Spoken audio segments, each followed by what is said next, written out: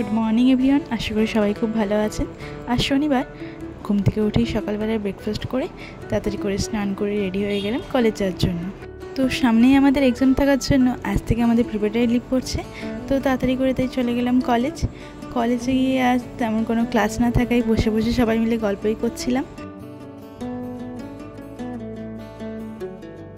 তো সকাল থেকে গল্প টল্প করে ছুটি হওয়ার পর আমরা চলে গেছিলাম হসপিটালে, কারণ আজ আমাদের একটা ভ্যাকসিন নেওয়ার ছিল।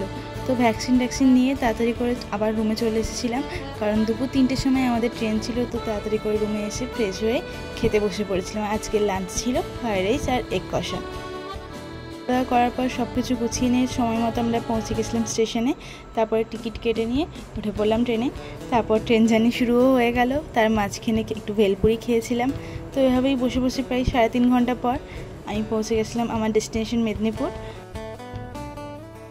তারপর বাড়ি এসেই আমি হঠাৎ করে পাই সারপ্রাইজ আমার বোনের থেকে। তোমরা তো জানোই রিসেন্ট আমার বার্থডে গেছে। তো যেহেতু বাড়িতে ছিলাম না, বোন আমি আসতে না আসতেই সব কিছু অ্যারেঞ্জমেন্ট করে রেখেছিল। তো খুবই আনন্দ পেয়েছিলাম এসেই।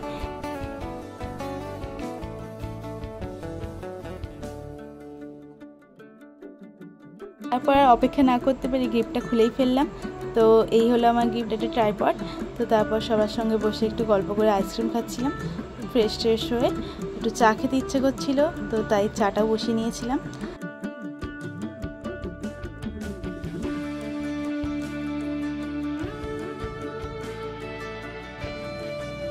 তারপর বোনের সঙ্গে গল্প করতে করতে সন্ধ্যার চাটা খেলাম।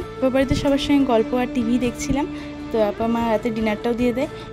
তাহলে আজকের মতো এই পর্যন্ত। ভিডিওটি কেমন লাগলো অবশ্যই জানিও। Tata, good night, and please do like, share and subscribe.